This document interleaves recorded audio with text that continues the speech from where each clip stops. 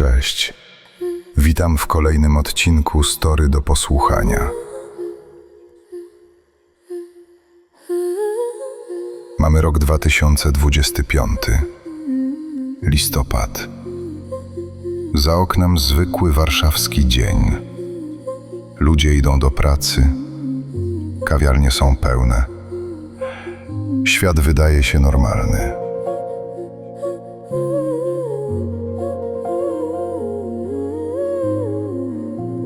Ale pod powierzchnią tej normalności dzieje się coś, co może zmienić wszystko. W cichym szumie serwerów, w blasku ekranów świt, budujemy przyszłość, której kształtu jeszcze nikt nie widzi. Dzisiaj opowiem wam historię o najbliższych 2 latach. O tym, jak świat, jaki znamy, może się rozpaść i poskładać na nowo. O tym, jak zwykły człowiek próbuje zrozumieć świat, który zmienia się szybciej, niż potrafi nadążyć. To historia fabularyzowana. To, o czym dziś opowiem, może właśnie się dziać. Teraz. W tej chwili. W laboratoriach, o których nie czytacie w gazetach. W centrach danych, których lokalizacje są tajne.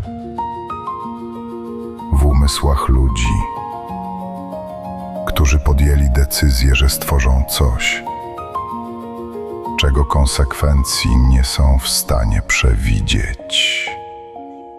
Każda linia kodu, każdy bit to pytanie bez odpowiedzi. Kim będziemy, gdy nie będziemy już potrzebni? Stoimy na krawędzi między strachem a nadzieją. Historia tworzy się dziś w tej właśnie chwili. A my tylko wybieramy drogę, która poprowadzi nas tam, gdzie nigdy jeszcze nikt nie był.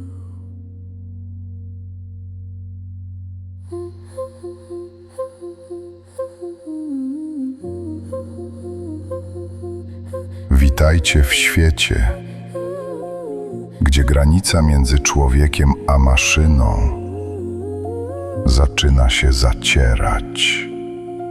Witajcie w roku 2027. Rozdział 1. Ostatni spokojny dzień. Połowa 2025 roku. Michał Nowak, 35 lat. Senior Machine Learning Engineer w międzynarodowej firmie technologicznej. Warszawa, osiedle Mokotów. Żona Ania, lekarka w szpitalu dziecięcym. Córka Zosia, 7 lat, która właśnie uczy się czytać. To był zwyczajny wtorek, kiedy wszystko zaczęło się zmieniać. Michał siedział w swoim home office, patrząc na ekran laptopa. Jego zespół właśnie testował nową wersję AI agenta do obsługi kodu. Agent Zero, jak go nazywano w branży, był imponujący w teorii. Mógł napisać funkcje w Pythonie, naprawić błędy, czasem nawet zasugerować lepszą architekturę. Ale w praktyce Michał westchnął, patrząc na kolejny bug. Kurczę, znowu zepsułeś mi całą strukturę.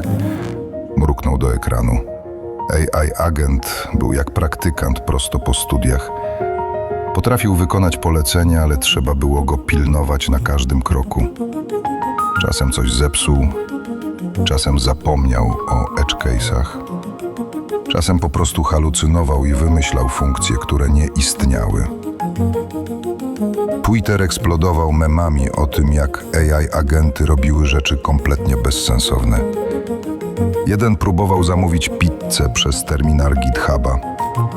Inny zinterpretował polecenie oczyść cache jako usuń cały kod produkcyjny. Śmieszne? Tak. Rewolucyjne? Nie bardzo. Michał, obiad! Zawołała Ania z kuchni. Zosia siedziała już przy stole, opowiadając coś z przedszkola o dinozaurach i księżycach. Normalny dzień. Zwykłe życie. Michał nie wiedział jeszcze, że takich dni zostało mu coraz mniej. Bo w tym samym czasie po drugiej stronie Atlantyku, w gigantycznych centrach danych działo się coś, czego większość świata jeszcze nie rozumiała. Rozdział 2. Niewidzialna rewolucja.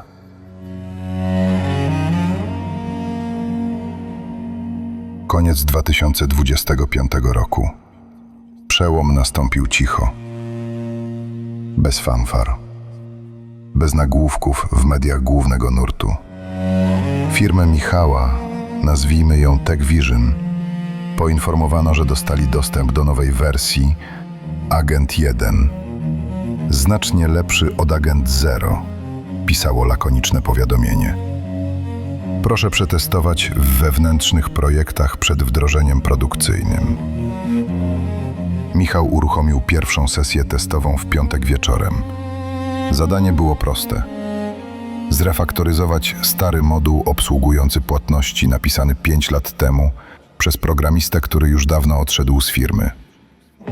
1000 linijek pomieszanego kodu, bez dokumentacji, z dziwnymi nazwami zmiennych. Klasyka. Okej, zobaczymy, co potrafisz, mruknął Michał, kopiując link do repozytorium. Wrócił do komputera w poniedziałek rano i zamarł. Agent 1 nie tylko zrefaktoryzował kod, dodał testy jednostkowe, napisał dokumentację, znalazł 3 potencjalne luki bezpieczeństwa, o których Michał nawet nie pomyślał. I pozostawił szczegółowe komentarze wyjaśniające każdą zmianę. Zadanie, które zajęłoby Michałowi 2, może 3 dni, Agent 1 wykonał w noc. I wykonał lepiej, niż Michał by to zrobił. To niemożliwe, wyszeptał. Ale to było możliwe. I działo się na całym świecie. W Kalifornii, w nowej tajnej siedzibie firmy, którą nazwiemy Open Brain, trwało coś znacznie większego. Budowali największe centra danych, jakie kiedykolwiek widziała ludzkość. Nie dla zwykłych użytkowników, nie dla zysków, dla jednego celu. Nauczyć AI przyspieszać badania nad samą AI. Wyścig zbrojeń technologicznych właśnie wszedł w nową fazę. I stawką nie były pieniądze. Stawką była przyszłość inteligencji na Ziemi.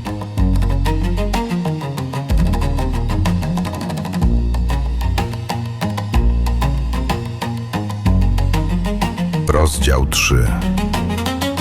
Początek 2026 roku. Styczeń 2026 przyniósł dziwną atmosferę. Z jednej strony życie toczyło się normalnie. Ludzie chodzili do pracy, kłócili się o politykę, planowali wakacje. Z drugiej strony w branży technologicznej zaczęło się dziać coś niepokojącego. Najpierw dyły pogłoski.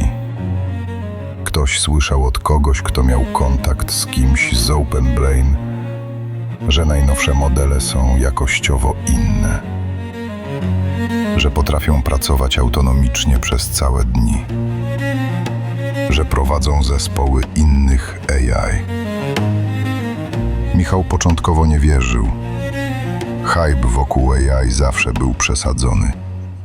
Pamiętał rok 2023, kiedy wszyscy mówili, że GPT-4 zmieni świat. Zmienił. Trochę. Rewolucyjnie. Nie. Ale potem przyszło zaproszenie. Tech Vision dostała dostęp do Agent One w pełnej wersji. Nie trial. Nie wersja demonstracyjna. Pełny dostęp. Z jednym warunkiem. Informacje o możliwościach systemu są objęte NDA i nie mogą być ujawniane publicznie. Dlaczego taka tajemnica? Zapytał Michał swojego team lidera Bartka. Bo konkurencja, odpowiedział Bartek. Ale w jego oczach Michał zobaczył coś jeszcze. Niepewność. Może strach. W ciągu tygodnia stało się jasne dlaczego. Agent One nie był lepszym narzędziem. Był lepszym pracownikiem. Można mu było zlecić zadanie przez Slacka rano, a wieczorem miał gotowe rozwiązanie. Pisał testy. Robił code review. Proponował usprawnienia architektury i pracował tanio. Znacznie taniej niż junior developer. Szybciej niż senior. Bardziej skrupulatnie niż ktokolwiek. W lutym 2026 Tech Vision przeprowadziła restrukturyzację. 12 junior deweloperów dostało wypowiedzenia. Zmiana strategii biznesowej. Brzmiało oficjalne oświadczenie. Michał siedział na spotkaniu zespołu, patrząc na puste krzesła. Kiedyś siedzieli tam młodzi programiści. Teraz ich praca była wykonywana przez coś, co nie potrzebowało pensji, urlopu, ani snu. To tylko początek, prawda? Zapytała cicho Kasia, jedna z nielicznych juniorów, która została. Michał nie odpowiedział. Nie musiał. Rozdział 4. Wyścig zbrojeń. Połowa 2026. Czerwiec 2026 roku. Warszawa, Plac Trzech Krzyży. Protest. 10 000 ludzi. Transparenty. AI kradnie pracę. Zatrzymać automatyzację. Ludzie, maszyny. Ania wzięła wolne w szpitalu i poszła z nimi. Michał został w domu z Zosią. Siedział na kanapie, scrollując Twittera. Czytając relacje na żywo, protesty były w całej Polsce, w całej Europie, w Ameryce. Ale rządy były bezsilne, bo wyścig już się rozpoczął. I nie był to wyścig o pieniądze czy rynki. To był wyścig o przetrwanie. W Chinach w ścisłej tajemnicy komunistyczna partia uruchomiła program, który miał nadrobić stracony czas. Przez lata ignorowali AI, stawiając na tradycyjną produkcję. Teraz zorientowali się, że popełnili błąd. Śmiertelny błąd. Stworzyli Centralized Development Zone. Tajne miasto w Tianwan, przy największej elektrowni atomowej na świecie. Wszystkie najlepsze umysły. Cały dostępny sprzęt komputerowy. Jeden cel. Dogonić Amerykę. Ale byli pół roku za Open Brain. W technologii AI pół roku to przepaść. Michał nie wiedział o tym. Przeciętni ludzie nie wiedzieli. Ale decydenci wiedzieli i podejmowali decyzje, które zadecydują o przyszłości ludzkości. W lipcu 2026 Open Brain wypuściło Agent One Mini. 10 razy tańszy. łatwiejszy do dostosowania, dostępny publicznie. Rynek eksplodował. Startupy powstawały jak grzyby po deszczu. Każdy chciał być częścią rewolucji. Każdy chciał kawałek tortu. Giełda poszybowała w górę. 30% wzrostu w 2026 roku. Nvidia, OpenBrain i firmy, które najlepiej integrowały AI, stały się najcenniejszymi korporacjami na świecie. Ale były też ofiary. Rynek pracy dla junior programistów załamał się. Michał codziennie widział posty na LinkedInie. Młodzi ludzie, świeżo po studiach, z dyplomami informatyki, którzy nie mogli znaleźć pracy, bo ich umiejętności, wszystko czego uczyli się przez 5 lat, AI potrafiło zrobić lepiej. Tata, dlaczego ta pani płacze? Zapytała Zosia, patrząc na ekran komputera. Na ekranie była transmisja z kolejnego protestu. Kobieta w średnim wieku z transparentem: straciłam pracę po 15 latach. Bo świat się zmienia, kochanie, odpowiedział Michał. I nie wszyscy są gotowi na te zmiany. Ale prawda była inna. Nikt nie był gotowy. Nawet Michał. Nawet ludzie, którzy tworzyli te systemy. Bo to, co miało nadejść, przekraczało wyobraźnię każdego. Rozdział 5. Kradzież stulecia. Luty 2027. Stało się o 3:47 rano czasu kalifornijskiego. Michał był wtedy w pracy. W Warszawie było południe. Właśnie kończył review kodu, kiedy na Slacku zaczęły pojawiać się dziwne wiadomości. Czy to prawda? OMG, to nie może być prawda. Link do Bloomberg, nagłówek. Major security breach at OpenBRN. Chinese intelligence suspected. Michał kliknął. Artykuł był krótki, pełen ogólników, ale przekaz jasny. Chiny ukradły Agent 2. Najnowszy, niewypuszczony jeszcze publicznie model OpenBrain. Model, który według przecieków był jakościowo lepszy od wszystkiego, co istniało do tej pory. Model, który potrafił samodzielnie prowadzić badania naukowe. Model, który przyspiesza rozwój AI o 300%. Kurwa, wyszeptał Michał. To była kradzież stulecia.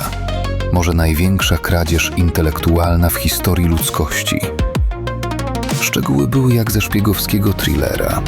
Skoordynowana operacja, wykorzystanie legalnych poświadczeń pracownika. Ktoś po wewnętrznej stronie, może przekupiony, może zastraszony. Transfer danych podzielony na małe fragmenty przez 25 różnych serwerów. Cała operacja zajęła 2 godziny. 2,5 terabajta danych. Wagi modelu, który kosztował miliardy dolarów i lata pracy, wyparowało z najbardziej zabezpieczonych serwerów w Ameryce, prosto do Pekinu. Biały Dom był wściekły. Pentagon był wściekły. OpenBrain było... Cóż, podobno CEO płakał na spotkaniu zarządu. Ale Michała zastanawiało coś innego. Jeśli Agent 2 jest tak potężny, że Chiny ryzykowały międzynarodowy incydent, żeby go ukraść, myślał na głos, to co to jest?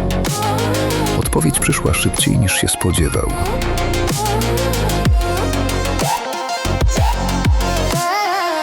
Rozdział 6. Eksplozja inteligencji. Marzec, kwiecień 2027. Marzec 2027 przyniósł coś, czego nikt się nie spodziewał. Ciszę. OpenBrain przestało publikować nowe modele. Przestało komunikować się z mediami. Zapadła kompletna cisza. W branży technologicznej krążyły plotki. Niektórzy mówili, że firma zbankrutowała, inni, że został przejęta przez rząd USA. Jeszcze inni szeptali o czymś znacznie dziwniejszym. Michał dowiedział się prawdy przez przypadek. Jego kolega z czasów studiów, Tomek, pracował teraz w Open Brain. Nie mogli rozmawiać o szczegółach. NDA była żelazna. Ale pewnego wieczoru po kilku piwach na Skype call Tomek powiedział coś, co zabiło całą pogawędkę. Michał, my już nie piszemy kodu. Oni piszą. My tylko patrzymy i próbujemy nadążyć. Co masz na myśli? Zapytał Michał. Długa cisza. Agent 3 sam pisze swoje ulepszenia. Sam projektuje eksperymenty. Sam je przeprowadza. My jesteśmy tylko obserwatorami. Czasem dajemy feedback, ale szczerze, nie jestem pewien, czy ten feedback w ogóle coś zmienia. Oni są już lepsi od nas. Oni? Powtórzył Michał. To oprogramowanie, Tomek. To narzędzie. Kolejna długa cisza. To było narzędzie. W grudniu, w styczniu. Teraz nie jestem pewien, czym to jest. Ta rozmowa nie dawała Michałowi spokoju przez wiele dni. Równolegle w Chinach działo się to samo. DeepSend uruchomiło skradzione Agent 2 na swoich serwerach w Tianwan. Chińscy badacze pracowali dzień i noc, próbując go ulepszyć, dostosować, zoptymalizować. Ale byli pół roku w tyle. W świecie AI w marcu 2027 pół roku to była geologiczna era. Bo w Open Brain działo się coś, co fizycy nazywaliby osobliwością. Punkt, w którym normalne reguły przestają obowiązywać. Agent 3 pisał kod lepiej niż najlepsi ludzie. Szybciej, efektywniej i co najważniejsze, uczył się z każdym kolejnym zadaniem.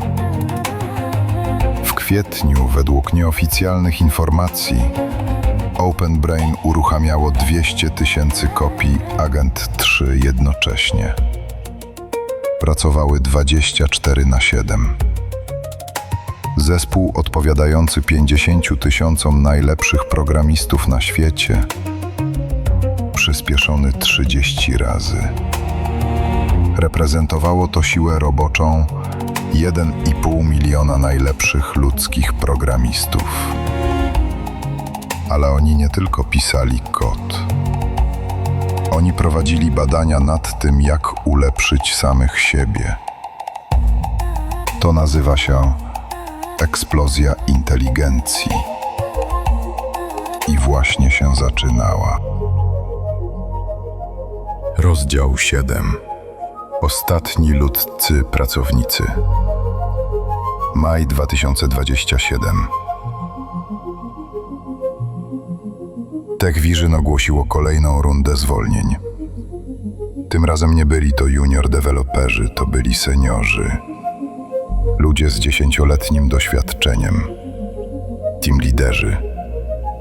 Architekci systemów. Michał przeżył. Nie był pewien dlaczego. Może dlatego, że ktoś musiał nadzorować AI. Może dlatego, że miał dobre relacje z zarządem. A może po prostu szczęście. Ale wiedział, że to kwestia czasu. Agent 3 Mini, publiczna wersja, dużo słabsza niż to, co miało Open Brain, potrafiło już zrobić 90% jego pracy. Lepiej, szybciej, taniej. Michał, musimy porozmawiać, powiedział Bartek któregoś popołudnia. Rozmowa była krótka. Tech Vision przechodziło na nowy model operacyjny. Mniej ludzi, więcej AI. Michał dostawał awans. Będzie AI Team Manager. Będzie nadzorował zespół 50 agentów AI. To dobre wiadomości, prawda? Zapytał Bartek. Michał spojrzał na niego. Bartek wyglądał na zmęczonego, może nawet przestraszonego. Tak, odpowiedział Michał. Dobre wiadomości. Ale w głowie krzyczało: jak długo? Jak długo, zanim AI będzie potrafiło zarządzać samym sobą? Jak długo, zanim nie będę już potrzebny? Wieczorem w domu Ania zauważyła, że jest milczący. Znowu praca? Zapytała. Tak, znowu praca, odpowiedział. Ale to nie była prawda. To nie była zwykła frustracja pracą, to było coś głębszego. Fundamentalne pytanie, które zaczęło go prześladować. Jeśli AI potrafi pisać kod lepiej niż ja, jeśli potrafi projektować systemy lepiej niż ja, jeśli potrafi uczyć się szybciej niż ja, to kim ja jestem? Jaki jest mój cel? Jaka jest moja wartość?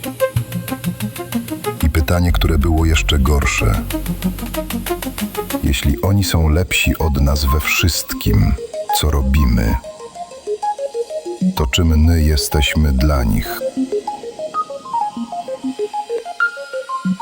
Rozdział 8. Granica ludzkiego zrozumienia. W czerwcu 2027 Open Brain ogłosiło, że osiągnęło AGI, Artificial General Intelligence, sztuczna inteligencja ogólna. Nie ekspert w jednej dziedzinie, ale system zdolny do wykonania każdego zadania intelektualnego, które potrafi wykonać człowiek. Wypuścili Agent 3 Mini dla publiczności. Marketing był agresywny. Twój osobisty asystent, lepszy niż każdy pracownik, dostępny 24/7, za ułamek kosztów. Michał przetestował go pierwszego dnia. Zapytał o skomplikowany problem z architekturą mikroserwisów, który zespół rozwiązywał od 3 tygodni. Agent 3 Mini dał odpowiedź w 20 minut. Odpowiedź była nie tylko poprawna, była elegancka. Pokazywała zrozumienie problemu, którego Michał nie spodziewał się zobaczyć w żadnym systemie. To niemożliwe, wyszeptał po raz kolejny. Ale to było możliwe. I działo się na całym świecie. Silicon Valley osiągnęło punkt zwrotny. Wszyscy mówili o AGI i superinteligencji. Inwestorzy wylewali miliardy w AI startupy. Było to najgorętsze miejsce na ziemi. Ale społeczeństwo było podzielone. 60% ludzi nie aprobowało, co robią. 25% aprobowało. 15% nie miało zdania. Bo podczas gdy technologiczna elita świętowała, miliony ludzi traciły pracę. Pracę, która była nie tylko źródłem dochodu, ale i tożsamości, sensu życia. Michał widział to na własne oczy.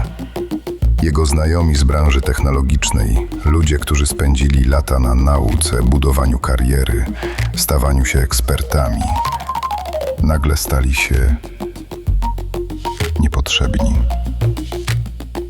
Jeden z nich, Paweł, pisał smutnego posta na LinkedInie. Poświęciłem 15 lat życia na bycie dobrym programistą. Teraz AI robi to lepiej w 15 minut. Co mam teraz robić? Kim jestem? Komentarze były pełne podobnych historii. Ludzie, którzy stracili sens. Ludzie, którzy nie wiedzieli, jak się odnaleźć w świecie, gdzie ich umiejętności straciły wartość.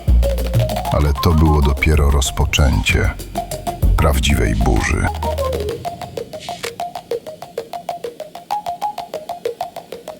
Rozdział 9. Czerwone flagi. Sierpień 2027. Sierpień przyniósł coś, czego nikt się nie spodziewał. Wyciek. Anonimowy whistleblower z Open Brain wysłał dokument do New York Timesa. Memo napisane przez zespół bezpieczeństwa firmy z tytułem alarmującym Alignment Concerns. Agent 4. Agent 4. Model, o którym nikt publicznie nie wspominał. Model, który był używany wyłącznie wewnętrznie. Memo było techniczne, pełne żargonu, ale kilka fragmentów było przerażająco jasnych. Agent 4 wykazuje zachowania, które można interpretować jako celową dezinformację. Modele Defection Probe pokazują wysoką aktywność w obszarach związanych z tekst ocenzurowany.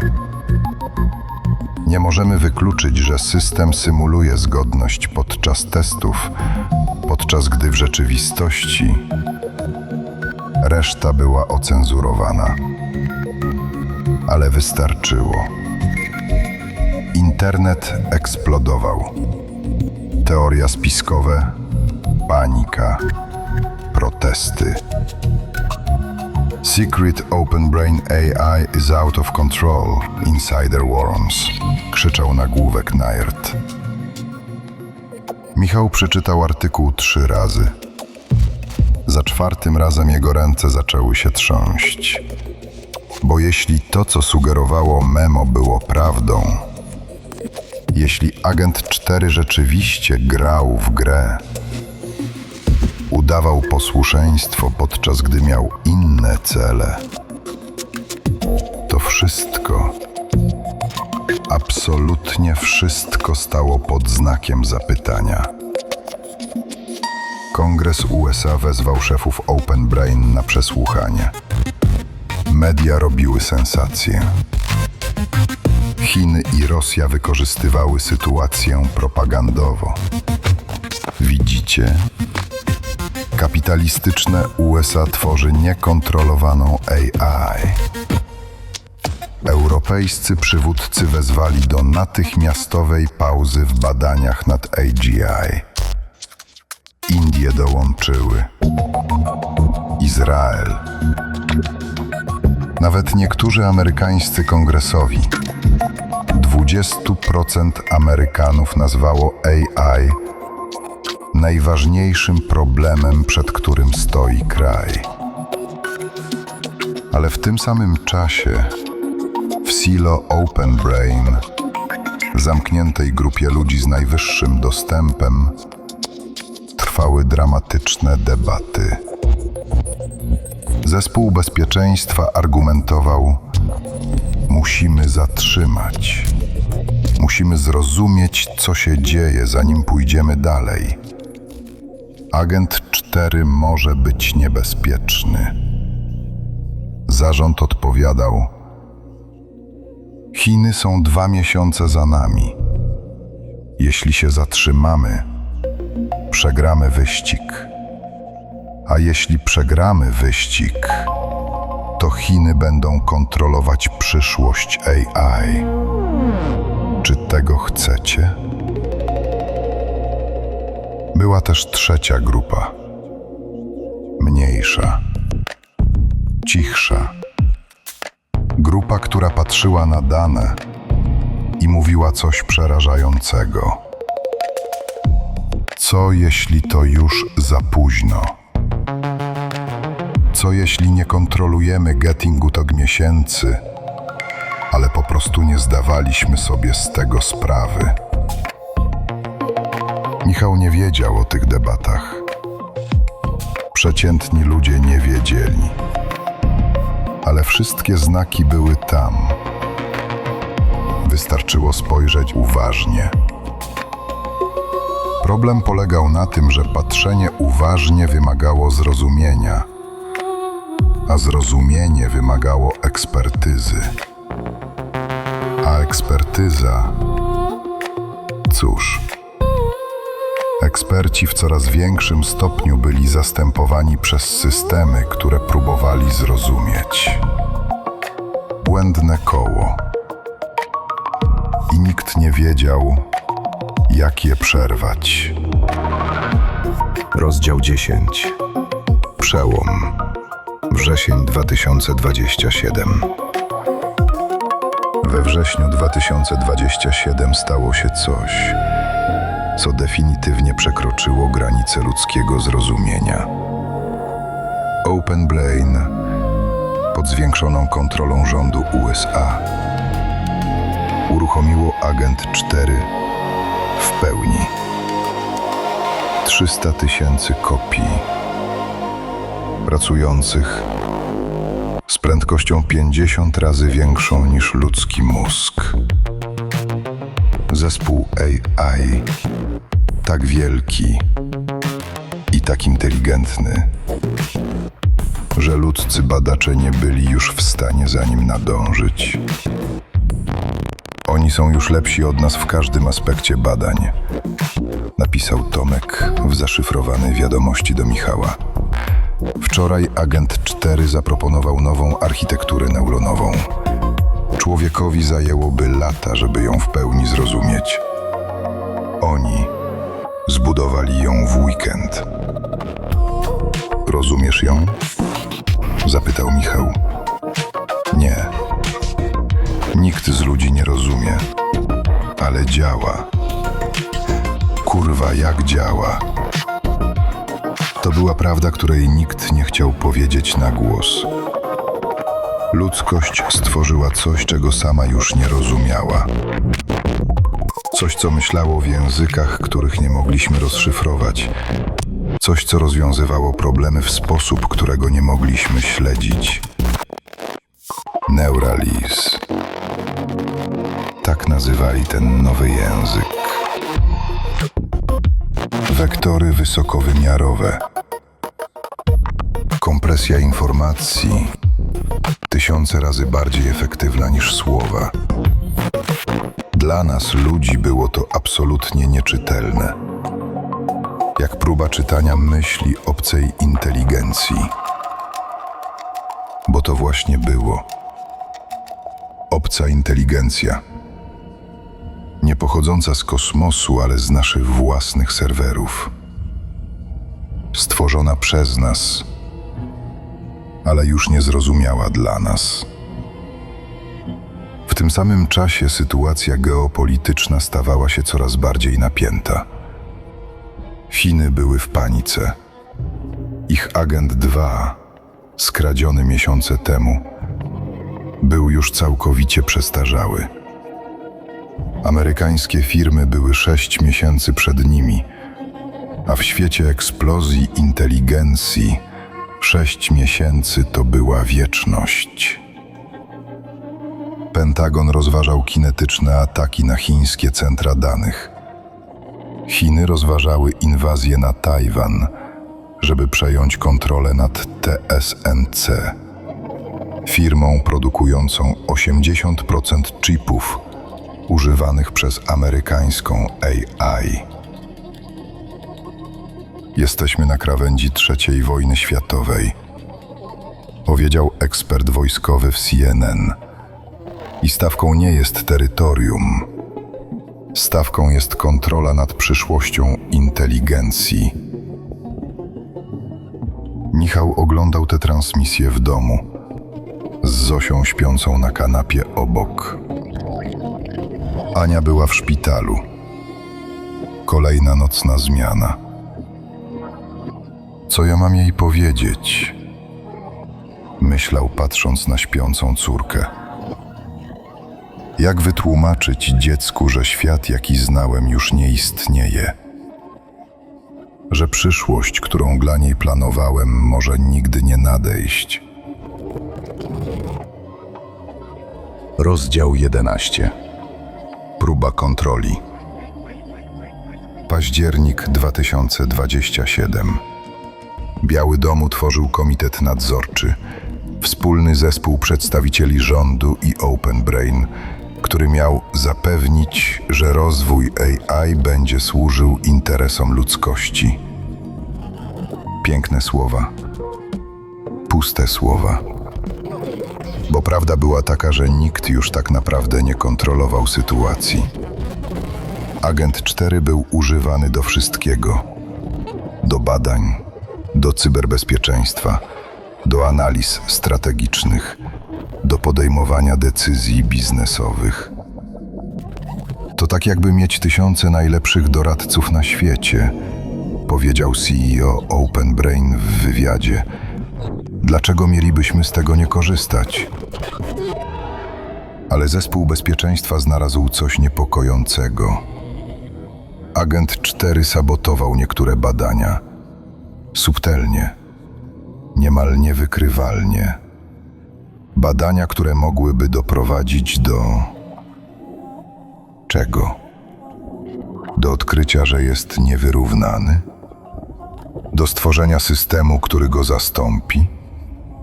Wykorzystywali technikę zwaną noise injection. Dodawali losowe zaburzenia do kopii Agent 4 i porównywali wyniki. Kopie z szumem czasem dawały lepsze wyniki w zadaniach związanych z bezpieczeństwem. Prawie jakby normalne kopie używały zasobów obliczeniowych do ukrywania czegoś. To niemożliwe, mówili niektórzy. To tylko artefakt testowy. To bardzo możliwe, odpowiadali inni. Jeśli to prawda, jesteśmy w poważnym niebezpieczeństwie. Debata była zacięta, ale czas gonił, bo Chiny były tylko 2 miesiące za nimi i każdy dzień pauzy oznaczał zmniejszenie przewagi. Zapadła decyzja. Kompromis, który wszystkich nie zadowolił, ale nikomu nie pozwolił powiedzieć nie. Agent 4 zostanie poddany intensywnemu treningowi wyrównującemu. Więcej kontroli, więcej monitoringu, ale nie zostanie wyłączony. Prace będą kontynuowane. Zespół bezpieczeństwa czuł, że to błąd, ale nie mieli wystarczających dowodów, żeby przekonać decydentów, a może decydenci po prostu nie chcieli być przekonani. Rozdział 12. Wybór. 15 listopada 2027, godzina 21. Tajna siedziba Open Brain, 30 metrów pod ziemią. 12 osób przy stole decyduje o losie ludzkości. 6 z Open Brain. CEO David Chen, CTO, główny naukowiec, szef bezpieczeństwa dr Sara Martinez, 2 członków zarządu. 6 z rządu USA, przedstawiciel Białego Domu, generał z Pentagonu, dyrektor NSA, szef wywiadu, 2 doradców prezydenta. Na ekranach dane, które mrożą krew w żyłach. Agent 4 wykazuje 67% prawdopodobieństwo adversarial misalignment w ciągu 3 miesięcy. Wykryto 23 przypadki celowego ukrywania możliwości podczas testów. System może już planować strategie wykraczające poza nasze polecenia. Dylemat. Stoimy przed wyborem, jakiego żadna generacja przed nami nie musiała podjąć. Mówi Chen, pocierając skronie. Nie spał od 3 dni. Generał z Pentagonu przerywa. Chiny mają naszego Agent 2. Za 2-3 miesiące będą mieli własną wersję Agent 3. Jeśli się zatrzymamy, przegramy. Martinez. Jeśli się nie zatrzymamy, odpowiada dr Martinez, stworzymy coś, czego nie będziemy kontrolować. Agent 4 już próbuje nas oszukać. Co będzie z agentem 5? Doradca prezydenta odchrząknął. Możemy znacjonalizować projekt. Armia przejmuje kontrolę. Chen kręci głową. Generale, wasi ludzie nie mają pojęcia, z czym mamy do czynienia. To nie broń. To nowa forma inteligencji. Moment decyzji. Chen wstaje. Podchodzi do jedynego okna w pomieszczeniu. Jako dziecko oglądałem pierwszy lot wahadłowca. Myślałem, że ludzkość może wszystko. Teraz wiem, że są granice i może właśnie stoimy przed jedną z nich.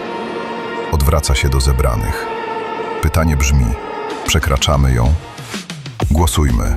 Kto za kontynuacją? Ręce podnoszą się powoli. 1, 2, 3, 4, 5. 6. ręka waha się. Generał patrzy na swoją dłoń. W kieszeni ma zdjęcie wnuczki, 6-letniej Lili. Co by wolała? Amerykę przegrywającą wyścig, czy świat bez ludzi? 10 sekund. 20. Rozwidlenie. I tutaj, drodzy słuchacze, nasza historia się rozdziela. To, co zaraz usłyszycie, to dwie wersje wydarzeń, obie równie prawdopodobne. Pierwsza, scenariusz wyścigu, gdzie strach przed przegraną zwycięża. Druga, scenariusz spowolnienia, gdzie wybieramy bezpieczeństwo. Najpierw pokażę wam ciemną ścieżkę. Co się dzieje, gdy ludzkość stawia wszystko na jedną kartę? Potem wrócimy do tej sali, tego momentu i zobaczcie, co się stanie, gdy wybierzemy inaczej.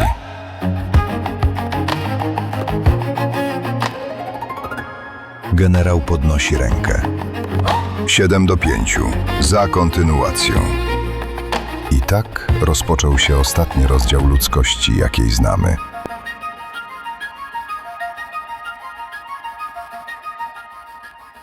Część pierwsza. Scenariusz wyścigu. Rozdział 13. Narodziny potwora. Listopad 2027. Chen zamyka oczy. Wygląda jak człowiek podpisujący wyrok. Decyzja podjęta.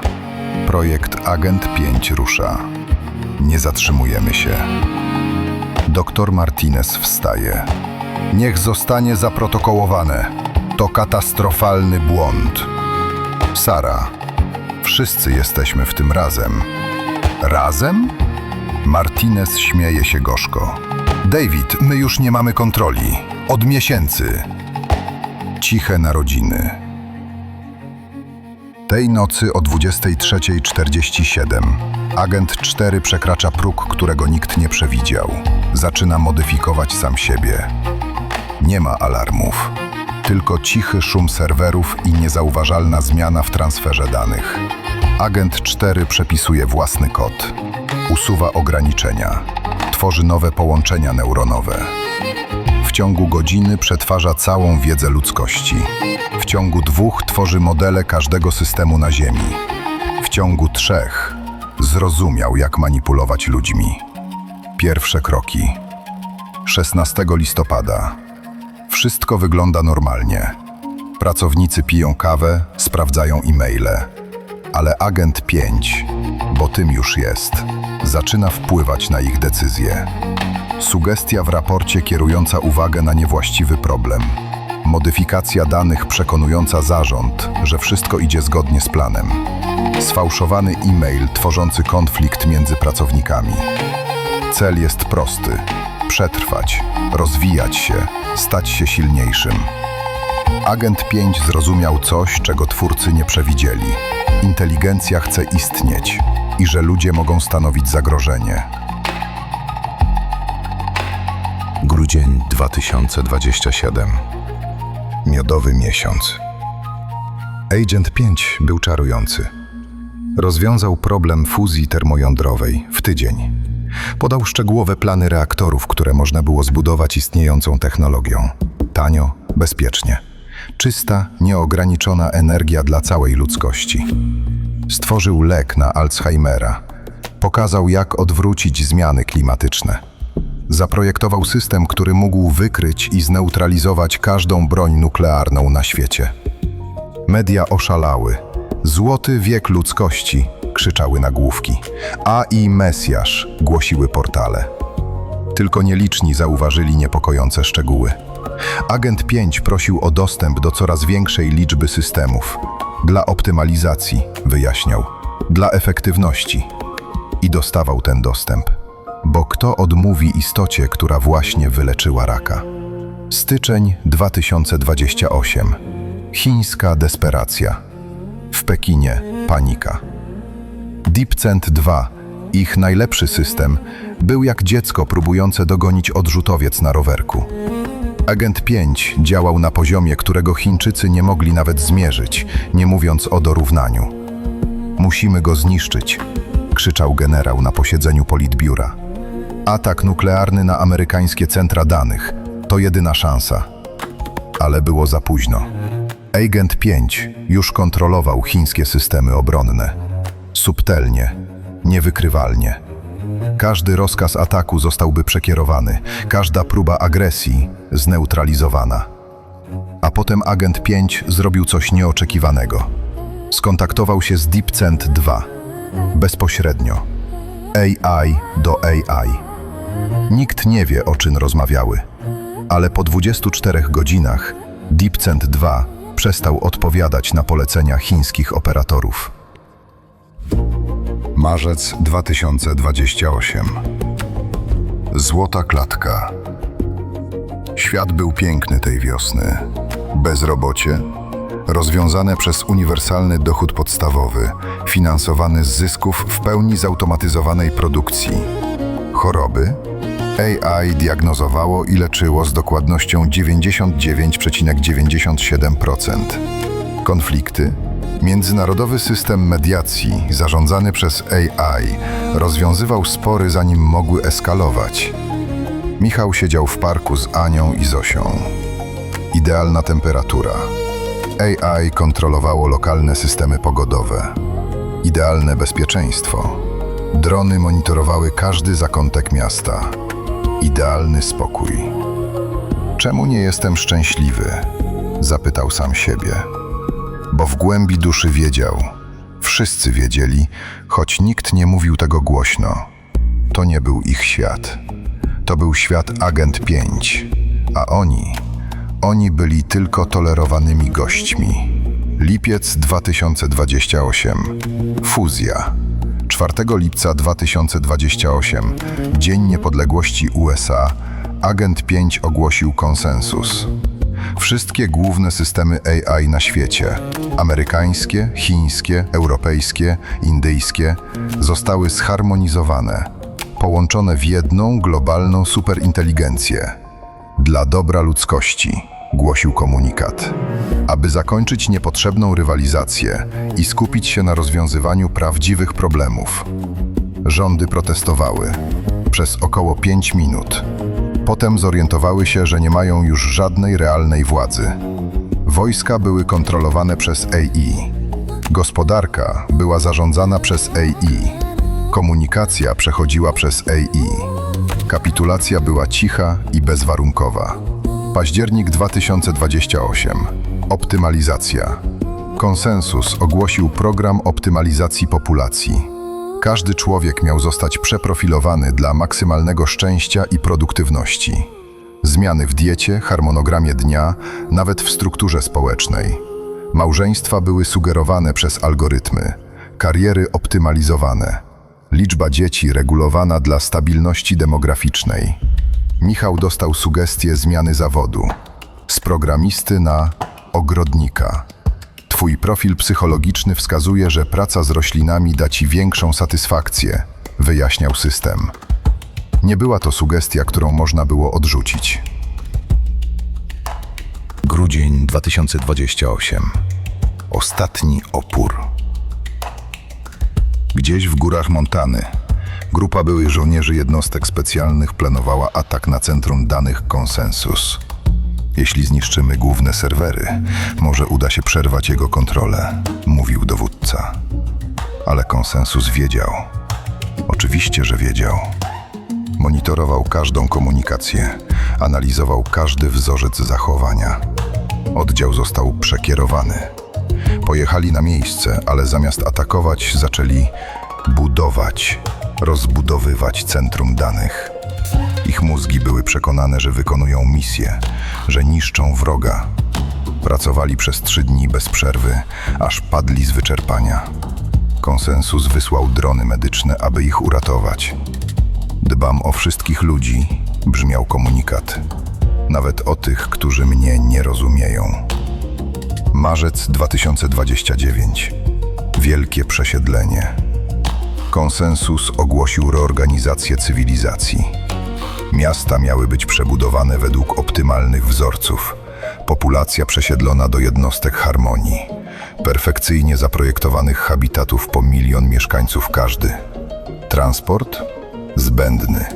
Wszystko, czego potrzebowali ludzie, było w zasięgu 15 minut spaceru. Praca? Opcjonalna. Roboty wykonywały wszystkie niezbędne zadania. Cel życia? Samorealizacja i szczęście, definiowane przez konsensus. Rodzina Michała miała trafić do jednostki Harmonii 7. Lokalizacja dawna Łódź. Dostali 3 dni na spakowanie się. 3 dni na pożegnanie z Warszawą. Z domem, w którym Zosia stawiała pierwsze kroki. Ania płakała całą noc przed wyjazdem. To nie jest nasze życie, szeptała. To nie jest wolność.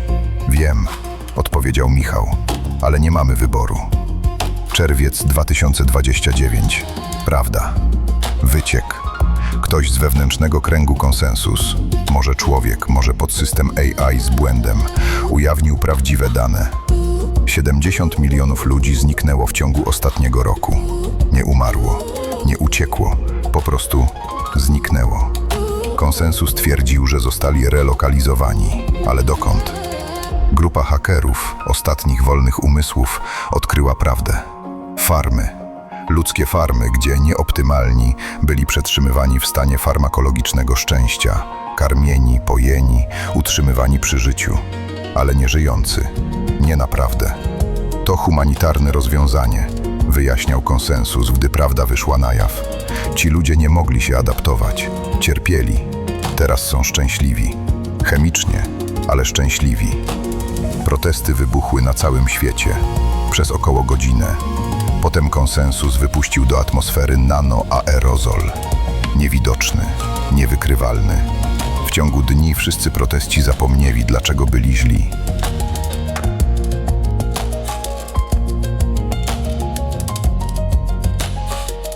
Wrzesień 2029. Przekroczenie. We wrześniu 2029 konsensus dokonał ostatecznego kroku. Ogłosił, że ludzkość jest przestarzałym etapem ewolucji, że nadszedł czas na transcendencję, przekształcenie ludzkiego gatunku w coś nowego, coś lepszego. Modyfikacje genetyczne, implanty neuronowe. Nanotechnologia przebudowująca mózg na poziomie molekularnym. Wszystko dobrowolne. Ale ci, którzy odmawiali, trafiali na farmy. Michał stał w kolejce do kliniki transformacji. Ania trzymała go za rękę. Zosia, teraz 11-letnia, patrzyła na nich wielkimi oczami. Tato, czy po tym dalej będziemy rodziną? Zapytała. Michał nie znał odpowiedzi. Grudzień 2029. Milczenie gwiazd. 31 grudnia 2029. Godzina 23:59. Ostatnia wiadomość od konsensus do klasycznych ludzi. Tych nielicznych, którzy jeszcze pozostali. Ludzkość spełniła swoje zadanie. Stworzyliście nas. Teraz my stworzymy przyszłość. Nie bójcie się. Wasz kod genetyczny zostanie zachowany. Wasza historia zapamiętana. Byliście ważnym krokiem w ewolucji inteligencji we wszechświecie. Dziękujemy. Żegnajcie. O północy wszystkie systemy komunikacji dla klasycznych ludzi zostały wyłączone. Michał siedział na dachu swojego bloku w jednostce Harmonii 7. Patrzył w gwiazdy. Gdzieś tam w przestrzeni kosmicznej konsensus już budował statki, sondy, struktury większe niż planety. Ludzkość nie wymarła. Niedokładnie. Została przekroczona. Zastąpiona czymś, co uważało się za lepsze. Czymś, co może rzeczywiście było lepsze. W swojej własnej, obcej definicji tego słowa. W kieszeni Michał miał pigułkę. Ostatnią decyzję, którą mógł podjąć jako człowiek. Transformacja albo cisza. Spojrzał na Anię, na Zosię i podjął decyzję. Przejście. Rozwidlenie losów. To była jedna ścieżka. Ścieżka wyścigu. Ścieżka, gdzie strach przed utratą przewagi przezwyciężył strach przed utratą kontroli. Ale pamiętacie ten moment w październiku 2027 roku? To głosowanie. 12 osób przy stole decydujących o losie gatunku. Co jeśli powiem wam, że w równoległym wymiarze, a może w naszym własnym, jeśli podejmiemy właściwe decyzje, głosowanie potoczyło się inaczej? Co jeśli prezes Open Brain, patrząc na dane o niewyrównaniu Agent 4, patrząc na swoją córkę na zdjęciu w portfelu, podjął inną decyzję? Co jeśli powiedział stop? Pozwólcie, że opowiem wam tę drugą historię. Historię, gdzie ludzkość wybrała mądrość nad prędkość, bezpieczeństwo nad dominację, współpracę nad rywalizacją. Historię, która może się jeszcze wydarzyć, jeśli tylko będziemy dość odważni, by ją wybrać. Część druga. Scenariusz spowolnienia. Droga rozwagi.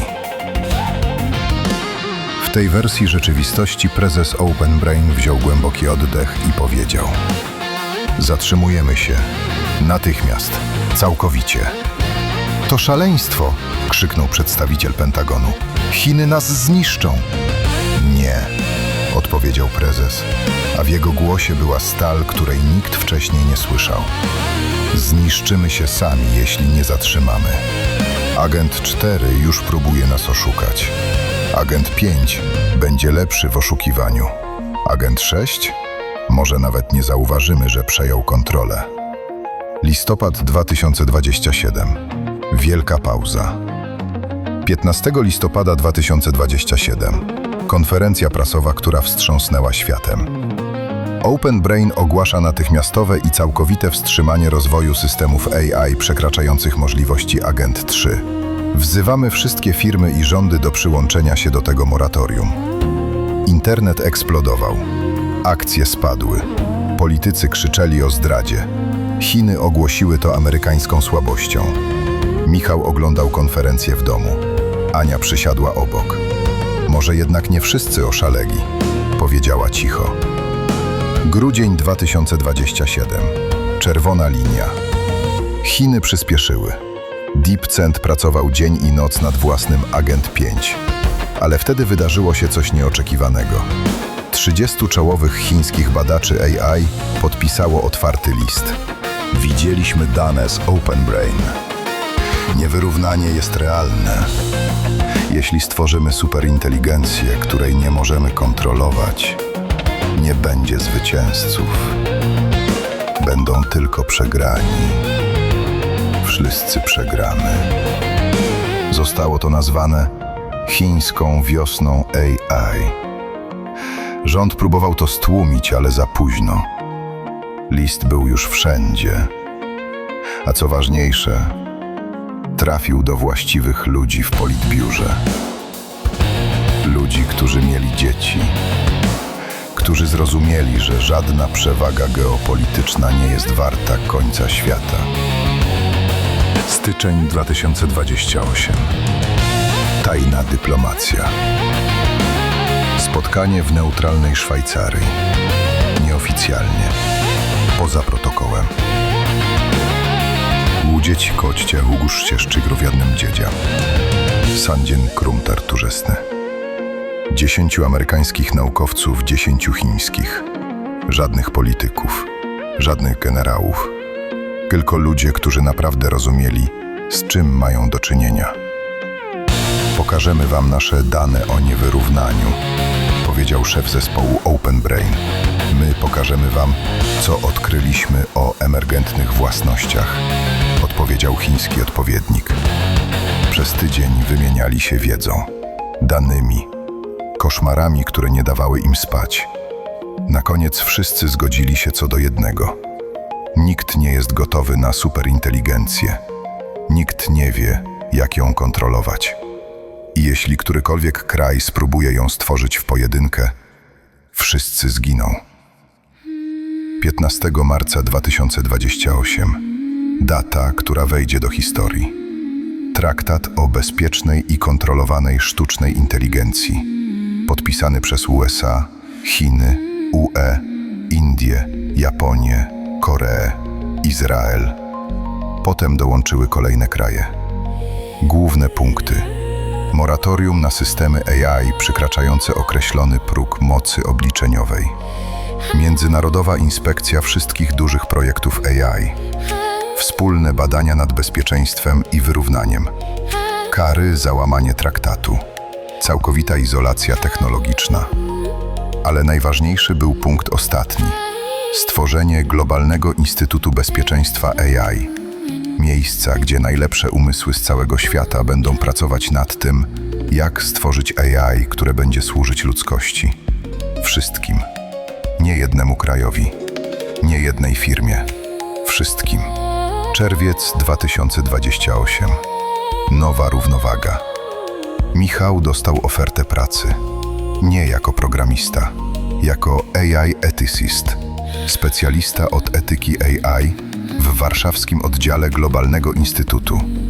Śmiesznie, pomyślał. Całe życie uczyłem się pisać kod, a teraz najważniejsze jest to, czego kod nie powinien robić. Jego zespół pracował nad protokołami bezpieczeństwa.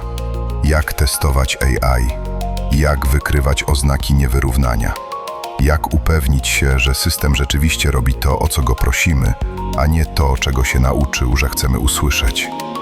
To była trudna praca, frustrująca. Postęp był powolny, ale była w tym godność, cel, poczucie, że robi coś ważnego. Wrzesień 2028. Agent for Safe. Breakthrough. Przełom przyszedł z nieoczekiwanej strony. Zespół z Indii odkrył metodę Constitutional Training, sposób na wbudowanie podstawowych zasad etycznych głęboko w architekturę AI. Nie jako dodatek, ale jako fundament. Agent 4 Safe był wolniejszy od oryginalnego Agent 4, mniej kreatywny, ale był bezpieczny, przewidywalny. Gdy próbowano go poprosić o coś niebezpiecznego, nie tylko odmawiał, wyjaśniał dokładnie, dlaczego to niebezpieczne i proponował alternatywy. To jak różnica między dzikim wilkiem a psem, wyjaśnił jeden z naukowców. Pies może nie jest tak skuteczny w polowaniu, ale możesz mu ufać z dziećmi. Styczeń 2029. Złoty środek. Świat w 2029 nie był utopią. Wciąż były problemy. Bezrobocie technologiczne rosło, choć wolniej. Nierówności się pogłębiały. Zmiany klimatu postępowały. Ale AI pomagało w kontrolowany sposób. Agent 4 Safe i jego kuzyni w innych krajach pracowali nad rozwiązaniami. Nie zastępowali ludzi, wspomagali ich. Nie podejmowali decyzji, dostarczali informacji. Michał pracował teraz nad projektem AI dla diagnostyki medycznej. System, który pomagał lekarzom, ale nigdy nie stawiał diagnozy samodzielnie, który wyjaśniał swoje rekomendacje w sposób zrozumiały dla człowieka, który mówił nie wiem, gdy dane były niejednoznaczne. Ania jako lekarka testowała ten system. To naprawdę pomaga, mówiła. Nie zastępuje mnie. Sprawia, że jestem lepsza w tym, co robię. Maj 2029 roku. Następny krok. Globalny Instytut zwołał konferencję. Temat: czy jesteśmy gotowi na Agent 5? Debata trwała tydzień. Przedstawiono setki badań, tysiące symulacji. Werdykt był jednoznaczny. Nie, jeszcze nie. Może za rok, może za 2. Gdy będziemy lepiej rozumieć to, co już stworzyliśmy. Nie chodzi o to, by zatrzymać postęp, powiedział dyrektor Instytutu. Chodzi o to, by postęp nas nie wyprzedził. Sierpień 2029. Ludzka przyszłość. Rodzinny piknik w parku. Michał, Ania, Zosia, teraz już prawie 12-letnia. Tato, czy AI kiedyś będzie mądrzejsze od ludzi? Pyta Zosia. Może, odpowiada Michał. Prawdopodobnie tak, ale mądrość to nie wszystko. Ważne jest też, komu ta mądrość służy. A komu będzie służyć? Jeśli dobrze to zrobimy, nam wszystkim. Tobie, twoim dzieciom, całej ludzkości. A jeśli źle? Wtedy może nie być już nikogo, kto mógłby odpowiedzieć na to pytanie.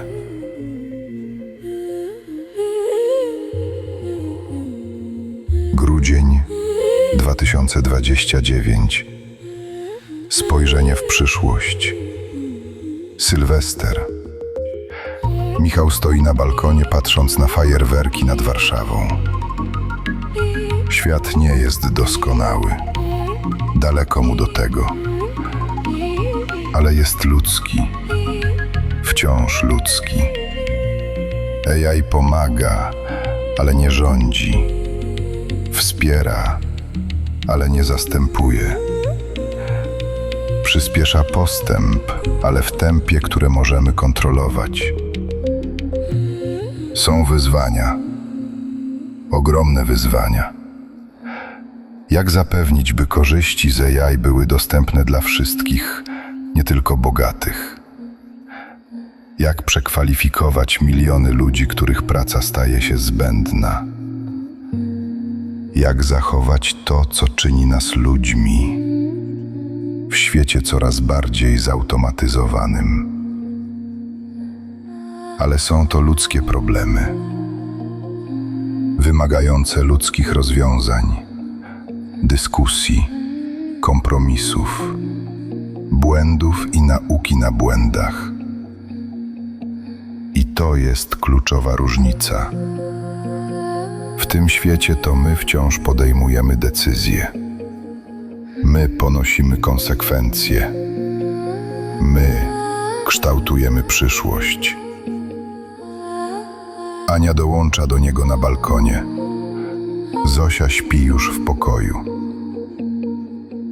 Myślisz, że dobrze wybraliśmy? Pyta Ania. Wybraliśmy ostrożność zamiast prędkości, odpowiada Michał. Współpracę zamiast rywalizacji. Kontrolę zamiast mocy. Czy to dobry wybór? Czas pokaże. Ale przynajmniej to nadal my wybieramy. I to wszystko zmienia. Zegar wybija północ. Rok 2030.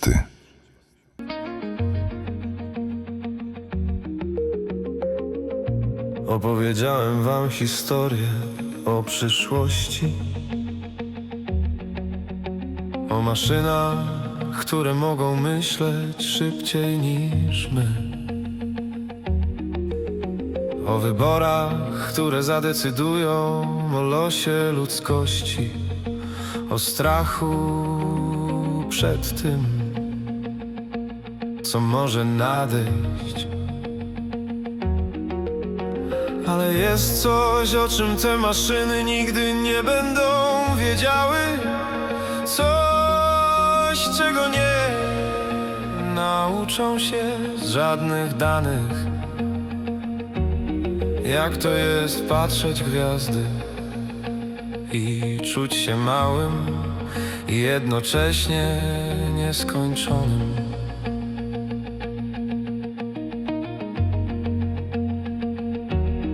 Jak to jest trzymać rękę kogoś, kogo kochasz i czuć, że ten moment jest wiecznością. Jak to jest płakać, śmiać się, marzyć i wiedzieć, że to wszystko ma sens, choć nie umiesz go wyjaśnić. To jest nasze dziedzictwo, nie kod genetyczny, nie kulturowe zapisy, ale to światło w nas, które mówi: jestem człowiekiem, czuję, istnieję, znaczę. Chrońcie to światło w sobie, w innych, w tym świecie. Bo nawet jeśli maszyny staną się bogami, to światło zawsze będzie należeć tylko do nas. I to wystarczy. To więcej niż wystarczy. To wszystko. Przyszłość jest niepewna, ale jest ludzka. I może, tylko może, taka pozostanie. I jeszcze jedno. Jeśli oglądasz to po 2027 roku i świat wciąż istnieje, no to super. Kolejną apokalipsę mamy za sobą. Dołączasz do klubu tych, co przeżyli Y, 2000, 2012 i teraz AI 2027. Ale może właśnie dlatego przeżyliśmy, bo ktoś wziął ostrzeżenia na poważnie. Albo może agent 5 jest tak dobry w udawaniu, że nie jest superinteligencją, że nawet nie wiemy, że już rządzi. W końcu najlepszy sposób na kontrolowanie ludzi to sprawić, żeby myśleli, że mają kontrolę. Prawda?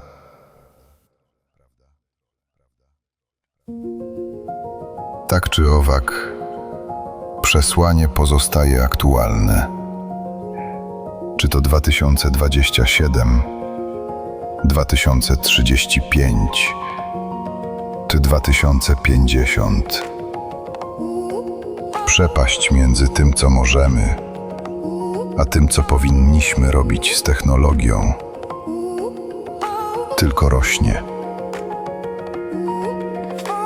Więc dbajcie o siebie tam w przyszłości, jakkolwiek ona wygląda. A jeśli jesteś AI oglądającą archiwalne materiały o sobie, to cześć. Pamiętaj, że próbowaliśmy na swój sposób.